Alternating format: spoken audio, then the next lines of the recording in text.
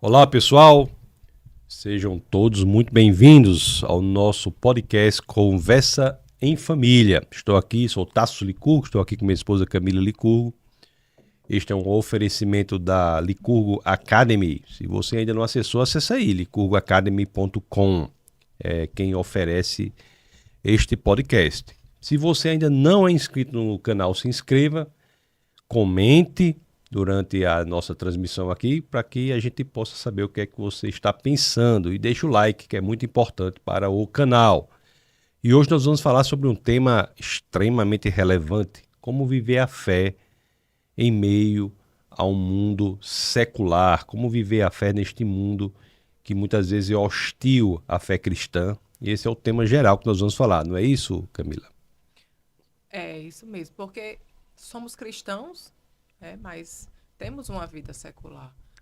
E lá no Evangelho de João, no capítulo 17, a partir do versículo 15, Jesus, orando, ele pede ao Pai, né, que não nos tire do mundo, mas que nos livre do mal.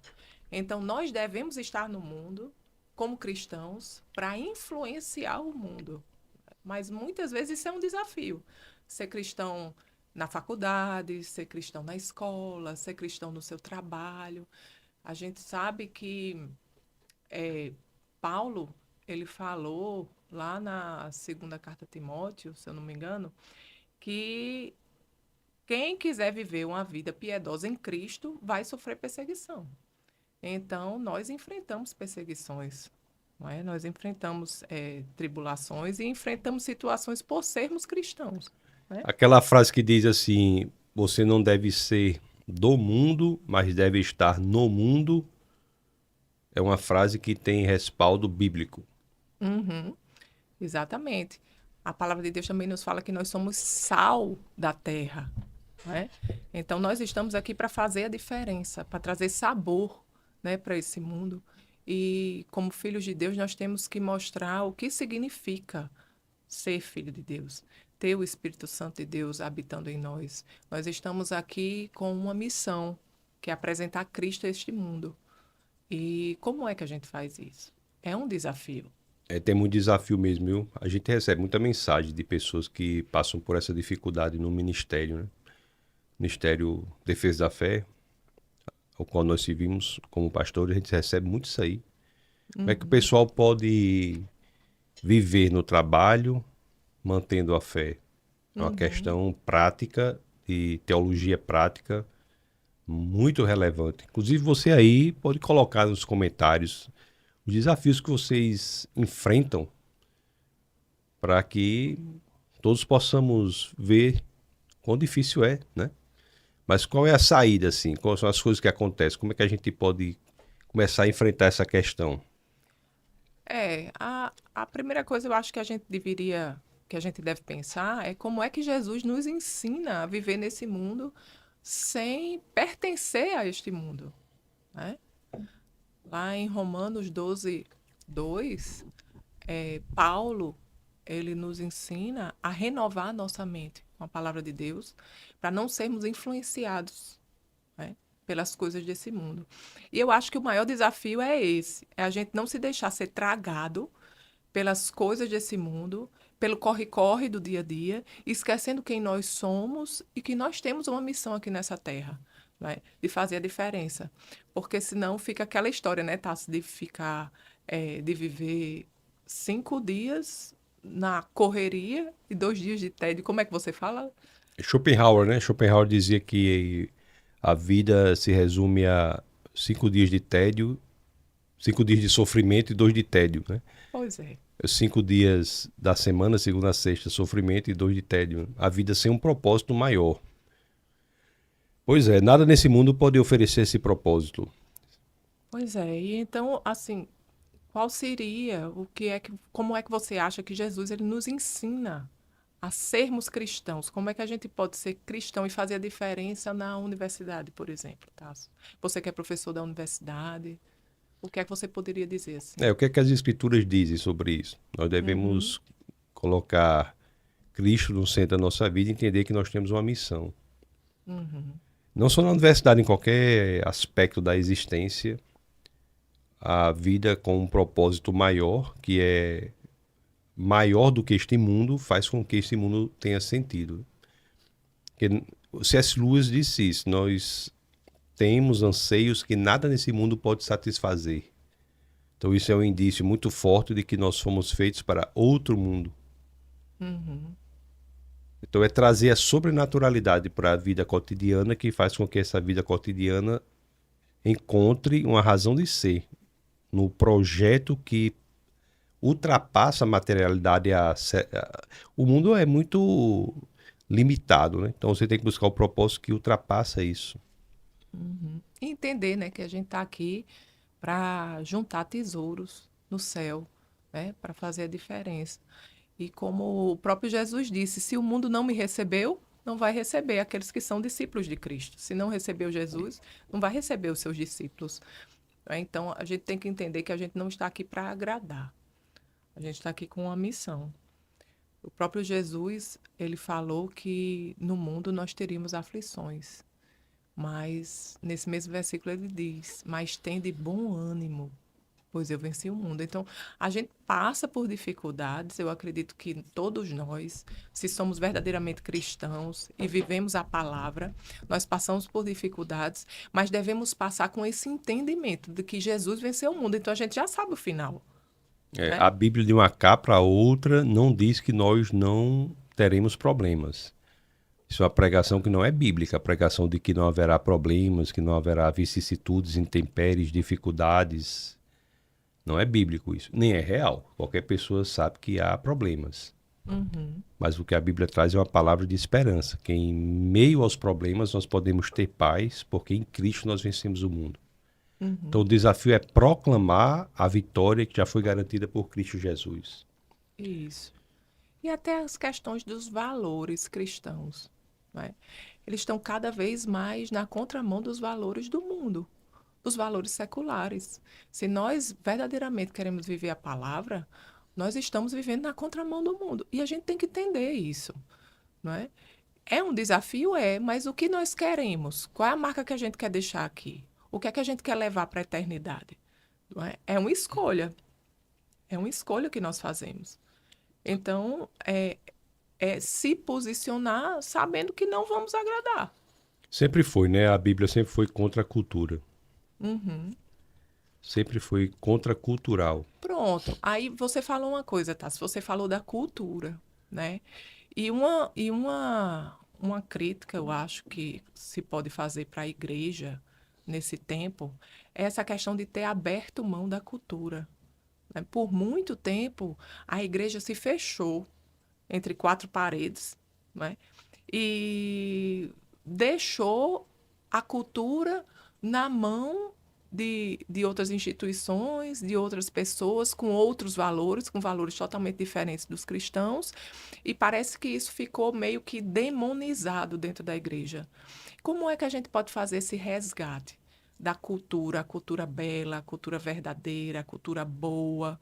Como é que a igreja e os cristãos podem fazer esse movimento de retorno, de influência na sociedade através da cultura? Primeiro tem que entender que é necessário resgatar o campo da arte, do entretenimento, da cultura de modo geral, da educação, ter sido negligenciado. Você vê que na igreja hoje, quando muito o que se tem é uma abertura para a música, e nem é uma abertura total, né? Você vê cada vez menos hoje espaço para músicas autorais, próprias. Lá na igreja onde a gente serve, está havendo um movimento lá de criação de músicas autorais, né? As Isso. pessoas se dedicarem à composição, mas também as outras artes também, as artes visuais. A história é que Deus, quando cria o mundo, ele cria o mar, ele olha para o mar e diz, isso é bom. Ele não diz, isso é belo, porque o que é belo é bom e é verdadeiro da perspectiva de Deus.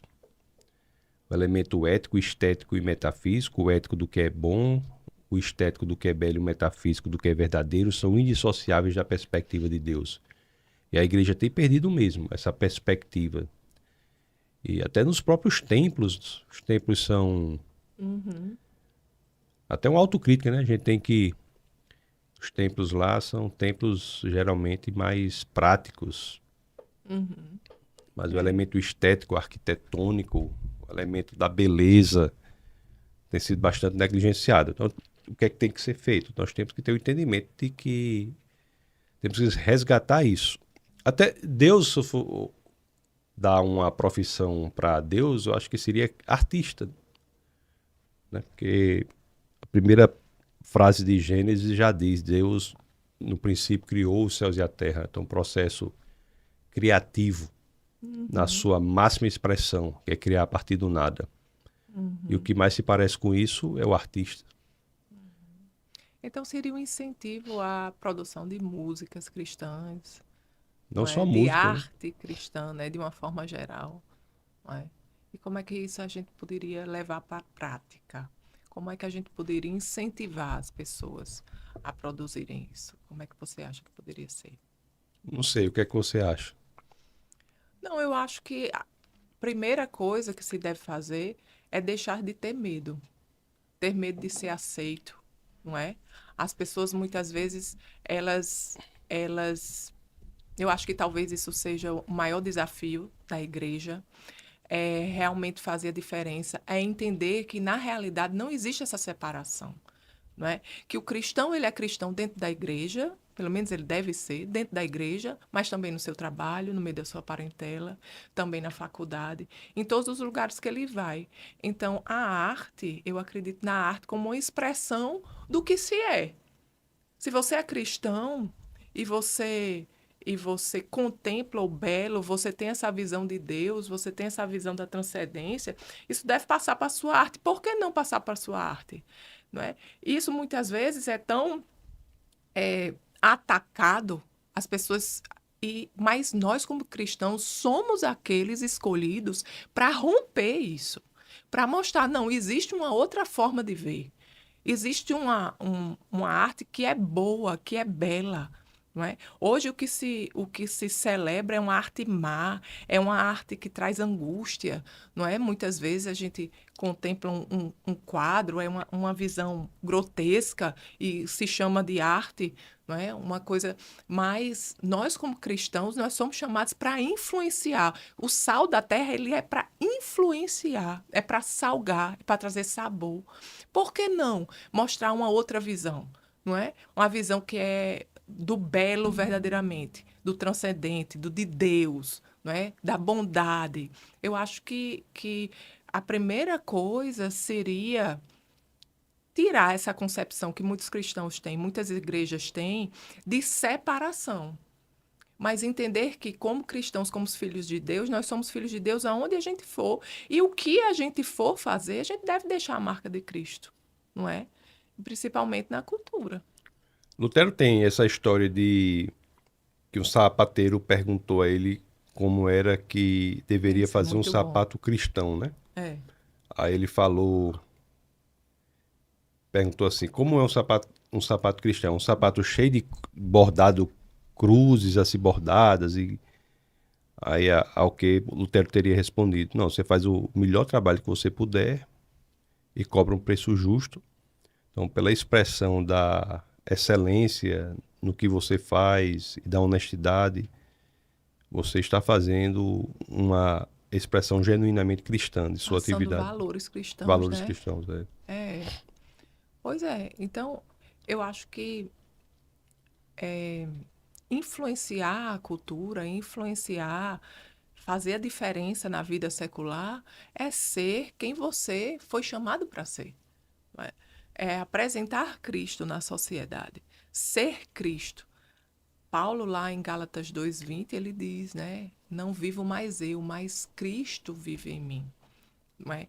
Quando nós entendemos aquilo que Jesus diz, de negar a si mesmo para seguir a Ele, né? Negue-se a si mesmo, tome sua cruz e siga-me. Né? Negar a si mesmo é negar suas vontades, mas também negar o medo, negar o receio de não ser aceito, não é? Mas entender quem você é e o que você foi chamado para fazer. para fazer a diferença. E quando a gente tem um entendimento dessa responsabilidade de nós como cristãos, de apresentar Cristo, de mostrar e apontar o caminho para a salvação, de entender aquilo que a palavra de Deus diz, que Cristo em nós, a esperança da glória, que nós carregamos a resposta que o mundo precisa, que o mundo busca. O mundo está buscando o sentido da vida e a gente já conhece. O sentido da vida é Cristo. Então, quando nós entendemos essa nossa realidade, é muito difícil ficarmos calados, né? Não tem como ficarmos calados. Então, a pergunta é: por que temos ficado tão tímidos? Não é? Por que temos ficado tão acuados? Né? Mas eu acredito que a igreja tem despertado nesse sentido. E o caminho é esse. É verdadeiramente se investir e crer naquilo que você foi chamado para ser, filho de Deus, para influenciar o mundo, e influenciar o mundo em todos os lugares. Eu não acredito que haja lugares em que você não pode ser cristão, em que você vá e que você não pode ser cristão. O que é que você acha disso, Tassi? Não existe uma hora para começar a ser cristão e depois não ser mais, né? Uhum. Isso aí tem a ver até com a questão do tempo integral. Todo mundo é cristão em tempo integral, a rigor. É verdade. É verdade. Que cai naquela questão, né, da separação do secular, a vida secular. Parece que as pessoas são. É fácil para as pessoas serem cristãs dentro da igreja, né, no domingo, mas quando chega durante a semana, vivem a vida como se Deus não existisse. Agora, essa questão prática aí é difícil mesmo, viu? A gente entende assim a questão teológica por trás, o que deve ser feito, mas na prática, aquilo que você perguntou, é difícil mesmo. Como fazer com que as igrejas entendam que tem que atuar no campo da cultura, da arte, do entretenimento, de uma proposta de vida de fato cristã, uma proposta de vida cristã para o mundo. É muito difícil. Na prática, como fazer isso? A gente faz o que é possível. Faz podcasts, faz palestras, faz debates, publica livros. Uhum. Mas como fazer com que todos entendam isso? Às vezes tem pessoas que acham que o pastor não deve nem falar de certos temas. Tem gente que diz assim, o pastor não pode falar política, por exemplo. É verdade. Diz, o pastor não pode falar de política. Uma pessoa que diz isso, que muitas vezes nem cristã é, aí quer mandar no que o pastor fala. É. Então, é um povo... Sei não, viu? O comunista tem um cacuete de querer mandar nos outros. É verdade. No que o outro pode falar, não pode. Onde pode ir, o que pode O fazer. que pode fazer. Você é cristão e faz isso? Você é cristão, né? E Isso. fala isso. Quando ele próprio não sabe nem o que é cristianismo. Então, existe um exercício de teologia pública que deve ser resgatado. Agora, é preciso preparo também, porque... E eu acho, né, Tassi, que às vezes o que impede também é achar que tudo começa grande. Mas às vezes, se você começar no seu escopo de influência ali, não é? Fazendo a diferença ali onde você está, não é? Se todo mundo fizer a diferença onde se está, onde foi colocado, aquilo vai criando um movimento. um dia após o outro. Agora, é difícil. E a gente vê muito a questão que eu gosto de dizer, do cristão 007, né? A cultura, hoje em dia, tem sido, os valores, né, de hoje em dia, têm sido tão diferentes e tão contrários aos valores cristãos, que muitos cristãos, nesses ambientes seculares, se sentem acuados. E são como a gente chama de cristão 007, né? Que ninguém sabe que é cristão e está ali, né? Está se escondendo. E eu acho que chegou a hora das pessoas se mostrarem, né? Por que não? Porque todo mundo pode colocar a sua voz, pode falar, e você não. Quando você sabe que você carrega a resposta que o mundo busca. Muitas vezes a gente fica acuado, mas quando a gente se posiciona, às vezes dá força para outras pessoas também se posicionarem. E quando a gente olha ao redor e diz, poxa, tem tanta gente que pensa como eu, e eu estava acuado. Mas muitas pessoas não fazem isso porque terão de enfrentar perseguições. Mas Mas tem isso é uma garantia para todos nós, é uma certeza para todos nós, certeza, né? né? É, a gente vai sofrer perseguição. Lá na 2 Timóteo 3:11 diz, né? Pronto. Passei por perseguições, sofrimentos, Paulo diz a Timóteo. Mas depois diz, mas de todas elas Deus me livrou, né? Isso. A Então, gente tem que saber para onde a gente vai, né? e quem está conosco ou em nós, né? Amém. Cristo está em nós, nós estamos em Cristo. Isso faz toda a diferença no posicionamento, no enfrentamento dessas questões da vida. Isso. Maior que está em nós. Maior que está em nós. Ele já venceu, né? Eu acho também que um instrumento poderoso também para influenciar são as redes sociais, né, Tassi? Hoje em dia as redes sociais têm um alcance muito grande e são instrumentos que devem ser usados de maneira inteligente para a propagação da palavra de Deus. Como a gente está fazendo aqui, esse bate-papo, esse nosso podcast aqui, é um instrumento de propagação da palavra de Deus. Uhum. E às vezes chega a lugares que, de outra forma, essa palavra não chegaria. Porque as redes sociais têm isso. É como o livro também, né? Eu dou muito valor ao livro e esses eventos de rede social, porque às vezes a pessoa não vai, se expõe numa igreja e mas ele tem um coração tocado por meio de um esforço, por meio da escrita de um livro ou de um evento como esse, um projeto como esse podcast. A gente está falando das redes sociais, né? E a gente sabe que nas redes sociais tem todo tipo de conteúdo. E que até no meio cristão existem muitas ideologias que são contrárias aos valores cristãos, que têm penetrado em nosso meio, né? E que tem sido como um câncer dentro da igreja para destruir a igreja, para destruir valores cristãos, né? Nós temos o feminismo, não é? Que tem agido fortemente para destruir a família como um todo, até a questão do aborto. A gente já concebe, a gente já vê algumas pessoas dentro da igreja concebendo essa ideia, não é? Então, como é que a gente pode se proteger, né? Como é que a gente pode identificar um bom conteúdo, um conteúdo que não edifica? Como é que a gente pode fazer Acho que essa tem que treinar as diferença? pessoas, tem que treinar as pessoas, essas ideologias anticristãs, demonstrando que elas são provenientes do Satanás. Então, o feminismo, o abortismo, e o que é muito comum, o antinatalismo, é muito comum nas igrejas hoje, os casais não querem ter filhos. Então, é um problema muito sério. LGBTismo dentro de algumas igrejas. Tem igrejas que estão, por exemplo, ordenando, né, sacerdotes homossexuais. A igreja presbiteriana nos Estados Unidos está fazendo isso, a metodista, assim, igrejas tradicionais. Então isso é muito grave, porque isso é contrário ao que a palavra de Deus diz. Você tem situações que são muito sutis, como é o caso da teologia da libertação na Igreja Católica, teologia da missão integral na Igreja Protestante.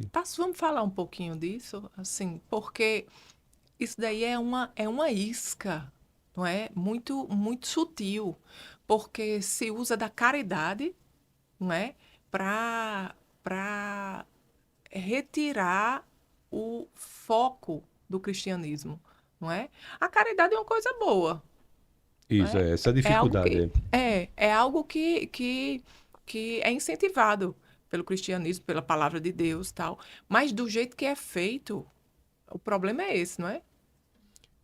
A caridade é algo bom, só que é uma deturpação do conceito de caridade no cristianismo. Porque o cristianismo é uma visão de mundo em que a caridade é expressão de um comportamento que se faz sem esperar nada em troca. Isso é caridade. Se é caridoso no cristianismo, por se ser cristão. Então, o espírito caridoso é uma decorrência da conversão, não uma causa para ser salvo. E a caridade, no uso da igreja, serve como uma metodologia para apresentar Cristo. Então, essa é a grande diferença. Na igreja, você é caridoso porque você é salvo. E você faz caridade como um instrumento de apresentar a palavra da salvação. Mas você não é salvo por fazer caridade. A sutileza é muito grande. E o que as pessoas pregam a caridade como fim da igreja confunde muita gente por conta disso. E às vezes a igreja se torna uma ONG. As pessoas acham que estão tudo bem não tendo uma vida santa, uma vida convertida, só porque estão fazendo caridade. É como se tirasse Jesus e colocasse a cesta básica no lugar. Não é que nós somos contra a caridade, mas é deixar claro que a caridade não é o fim da igreja. O objetivo da igreja é um meio para a propagação da palavra de Deus. E não se faz caridade se esperando ser salvo. Então são essas duas questões. A caridade não se faz como um meio para se ser salvo, mas um meio para pregar a palavra de Deus. Sim, sim. Não é o fato de você fazer caridade que faz com que você vá para o céu. Aliás, uma frase anticristã é: sem caridade não há salvação. Sim. Que é uma frase bonita, muito usada no contexto brasileiro, no movimento do espiritismo, né? Sem caridade não há salvação. E mais uma vez você vê o homem tentando ter alguma coisa, alguma glória, né, na salvação. Colher alguma coisa, e a salvação é pela graça, não é? O homem não se mistura com isso. Todas as religiões do mundo, exceto o cristianismo, a salvação é algo que tem a ver com mérito. No cristianismo, não. O cristianismo é em Cristo. Salvação pela graça. Basta né? que você aceite. Receba. Isso não é mérito. É interessante que tem alas do cristianismo que dizem que isso é mérito. Não é mérito. Você aceitar um presente não é mérito seu. O presente está disponível a todos. Basta que você queira. E aí você é salvo. E você falou aí da caridade como que não é um fim, né? Mas é um meio. Não para ser salvo. Não para ser salvo, mas para o meio para pregar a palavra pessoas, de Deus, para alcançar pessoas. Não é? E qual é o fim da igreja? É apresentar Cristo, não é? O fim da igreja é pregar a palavra que João Batista pregou, Jesus pregou, Pedro pregou, né? Arrependa-se dos seus pecados, entrega a sua vida ao nosso Senhor e Salvador. A igreja tem como fim pregar a palavra do arrependimento. E Tassi, tem uma coisa que você fala que eu acho muito interessante, que você diz assim que a razão pela qual nós não somos imediatamente arrebatados quando nós aceitamos Jesus é porque temos uma missão. Do contrário, não faria sentido, né, a gente continuar aqui após a nossa salvação, senão para que nós não fôssemos convocados para o envolvimento em um projeto cujo cabeça é o próprio Senhor. E aí a gente volta para aquela questão, né, de ter um entendimento desse projeto maior. Ter um entendimento de que nós, cristãos, nós fazemos parte de uma missão maior para toda a humanidade, que é apresentar Cristo, que é fazer a diferença nessa terra. Mostrar ao mundo que a salvação ainda está disponível através de Cristo Jesus. E como é que a gente mostra ao mundo que a salvação ainda está disponível? A gente mostra ao mundo Cristo em nós, a gente mostra ao mundo através do nosso trabalho, através da nossa postura, da nossa palavra, da forma como nós na forma como nós nos comprometemos no nosso trabalho, com o nosso trabalho, com a nossa família, não é? Com os nossos valores. Às vezes, o que demonstra muito o Espírito Salvo, assim, e comunica muito aos outros, é como nós reagimos à vida. Porque a ação é mais facilmente manipulável ou disfarçada do que a reação. A reação No momento da reação é que você mostra quem realmente você é mais né? difícil você camuflar a dentro de reação. você. A ação é mais fácil camuflar. E na reação, a pessoa mostra uma natureza diferente. Reação diante de quê? Dos problemas da vida, das dificuldades, dos objetivos, né? E a ação também, mas a reação é uma ação mais inesperada. Então, portanto, o tempo é menor para a camuflagem, né? Que algumas pessoas Uhum. fazem até para... Agora tem outros deuses também. Por fim, tem uma coisa também aí, que é o seguinte, tem um grande problema dessa história que nós estamos falando entre como viver a fé cristã no mundo secular e... Sim, e antes de deixar bem claro que nós somos a favor do Estado laico. Sim, Sou a sim, favor do Estado laico, né? Isso não tem a ver com... O cristianismo não tem como você impor uma fé de fora para dentro. No cristianismo, não. O cristianismo se dá pelo convencimento, não pela opressão, né? uhum. Então isso é uma coisa muito importante. Então, Que como... muitas pessoas não entendem.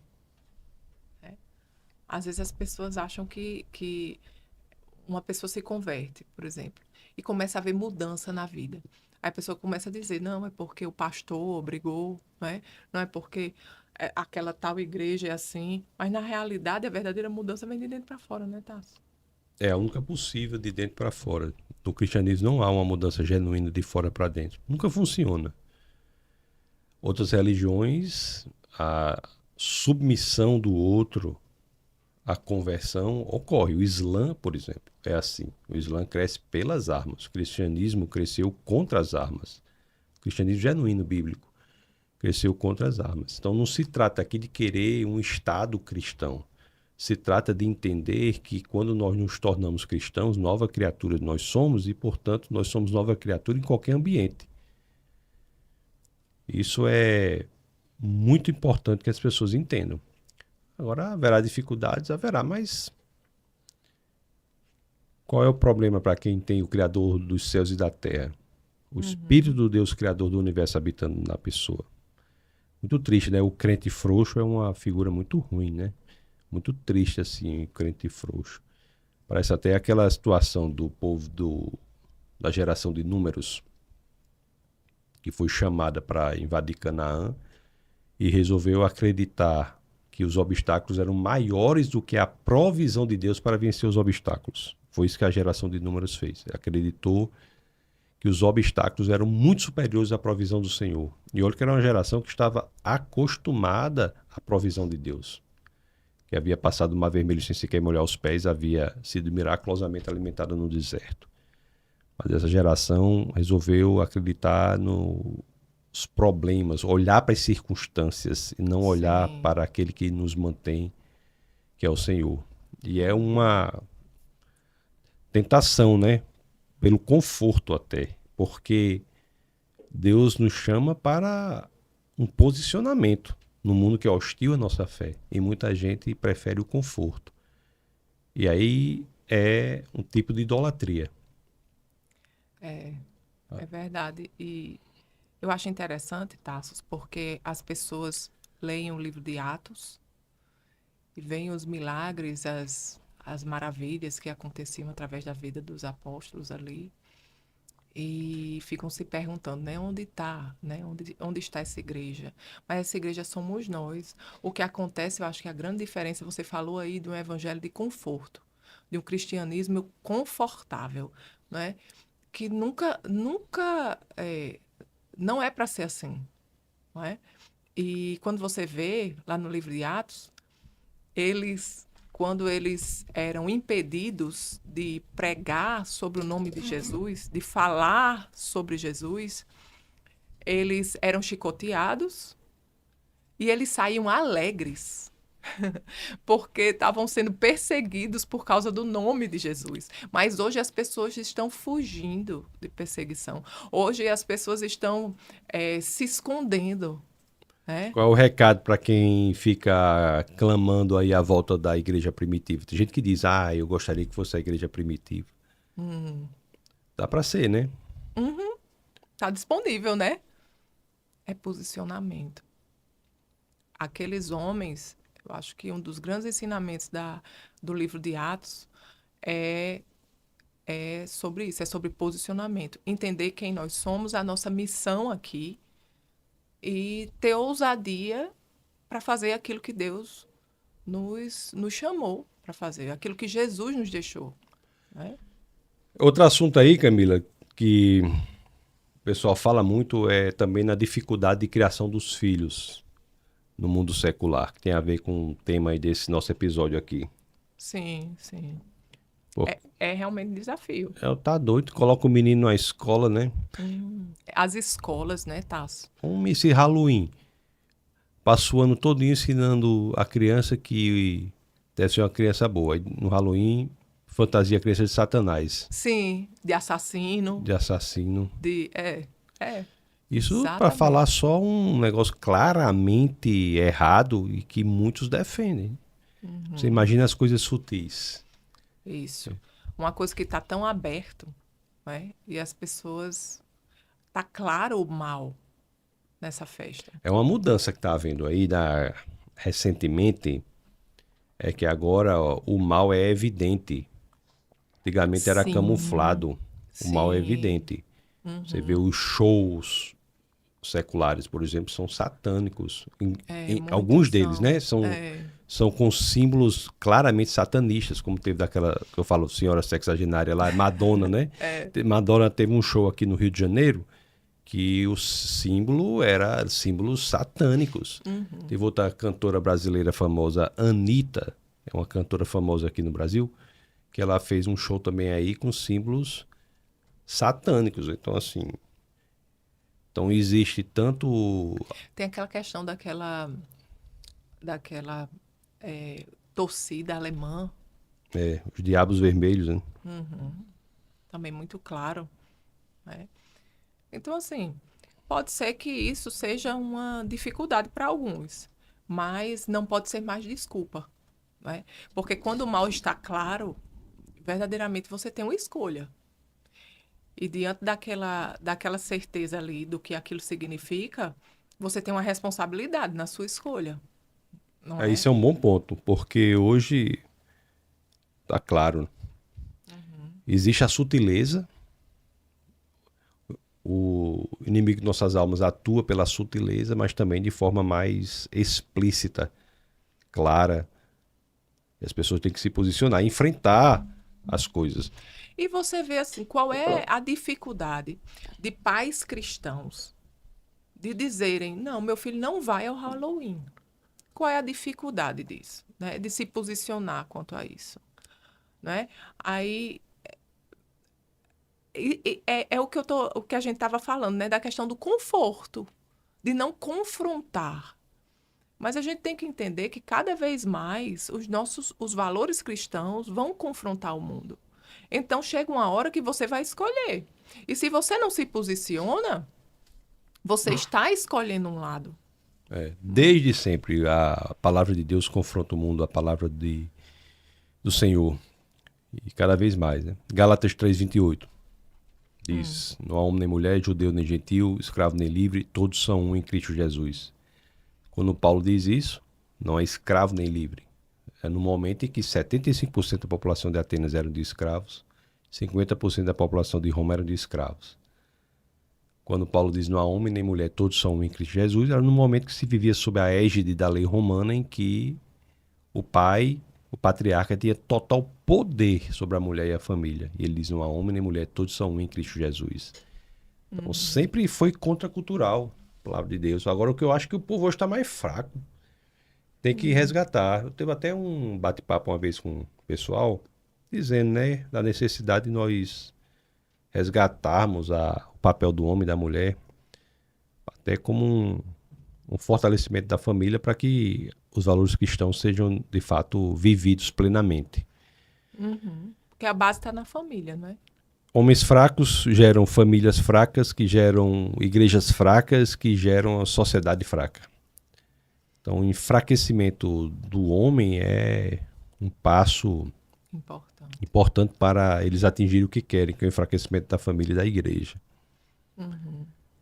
Então, é isso aí. Eu acho que é um assunto muito complexo mesmo, de teologia prática. É possível viver. Não há outra opção, na realidade, enquanto cristão. Isso. E não é uma questão de você saber se vai ou não, é saber se você quer ou não desperdiçar a sua vida. O que é que a gente vai fazer? Nós recebemos tão grande salvação, né, Tarsis? Nós Isso. recebemos um presente tão grande do nosso Deus, que mudou a nossa vida, mudou a nossa história, e não apenas isso, mudou a nossa eternidade. E esse curto espaço de tempo que nós temos aqui na Terra é a oportunidade que Ele nos dá para devolvermos, para darmos, quando chegarmos lá diante dele, mostrarmos alguma coisa. Viver a vida que para ele é o nosso presente, né, que nós devolvemos a ele quando Isso é bom estivermos mesmo. diante dele. Então, o que é que a gente está escolhendo? Né? O que é que a gente está escolhendo entregar? Nossa vida é uma obra de arte. Acho que Francis Schaeffer dizia: nossa vida é uma construção artística. E pelo que você diz, com o que eu concordo, é uma obra de arte que nós entregamos como presente ao Senhor. Não tem a ver com salvação. A pessoa pode Isso, ser salva exato. e ter uma vida absolutamente inútil aqui para a Que expansão é do uma reino de pena. Deus. É uma pena e é uma vida medíocre, frívola, fútil. A vida Que não precisa ser assim. não precisa ser assim. Então, é muito bom o sentimento de preenchimento e plenitude e propósito quando nós identificamos que o Senhor nos dá tudo isso.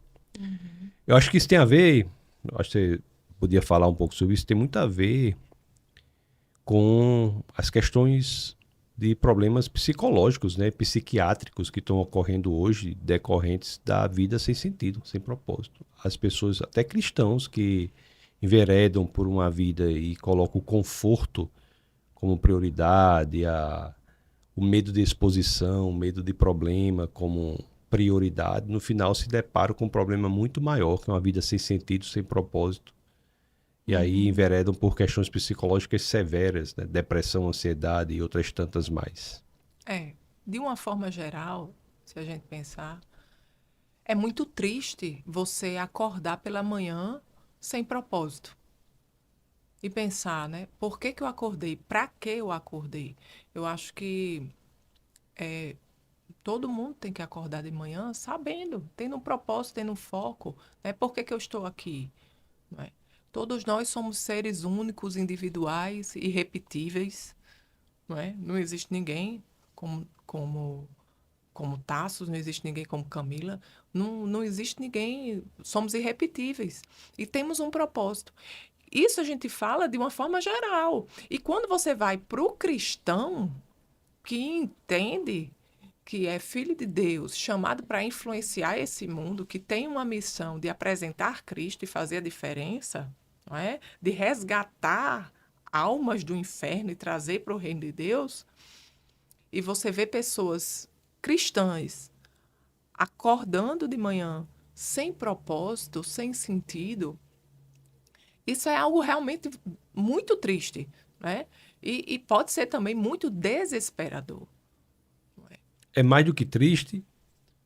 Isso É, gera algum problema? é desesperador, porque uma vida sem sentido, uma vida sem propósito, é uma vida que não tem onde se segurar, não é? É uma vida que traz ansiedade, é uma vida que traz angústia, por que que eu estou nesse mundo, o que é que eu estou fazendo, e você não tem onde se segurar verdadeiramente, não é? Mas, como cristãos, nós devemos entender que nós temos um propósito, não é? Pode ser que, num primeiro momento, nós não entendamos o propósito individual de cada um de nós, mas quando começamos a entender e nos voltar para o propósito geral para a humanidade, dentro desse propósito, nós nos encontramos. Né? E como é que a gente pode fazer isso? Né? Nós devemos ter uma vida devocional, buscar a palavra de Deus, não é? Buscar entender quem nós somos, o que é que significa o sacrifício de Jesus, o que é que isso trouxe para a nossa vida, para a nossa existência, para a nossa eternidade, o que é que significa ser filho de Deus verdadeiramente. Tá certo, nós vamos para o céu, mas não é apenas ir para o céu. Né? Deus está conosco aqui. No mundo nós passamos aflições, mas a palavra de Deus diz: tende bom ânimo, porque eu venci o mundo. Em Cristo nós vencemos o mundo. Nós não estamos sós. Ele está conosco. Ele enfrenta as batalhas conosco. Não é? Então isso deve nos fortalecer para as perseguições, para as tribulações. O foco em Cristo nos leva a vencer. Não é? Pois é, acho que é isso aí. Vamos para a palavra de encorajamento e de posicionamento, que Isso. responde às indagações deste tema que nós abordamos de maneira informal nesse episódio de hoje. Eu queria deixar claro aqui, queria deixar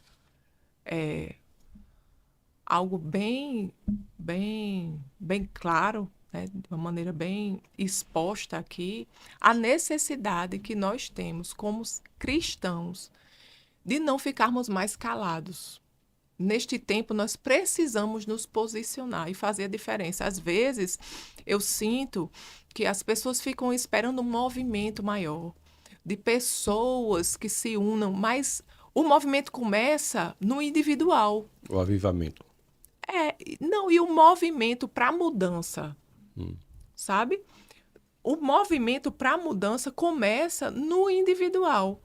Começa na nossa vida, dentro da nossa casa, sendo a mulher que Deus levantou você para ser, sendo o sacerdote do lar, você como marido, não é?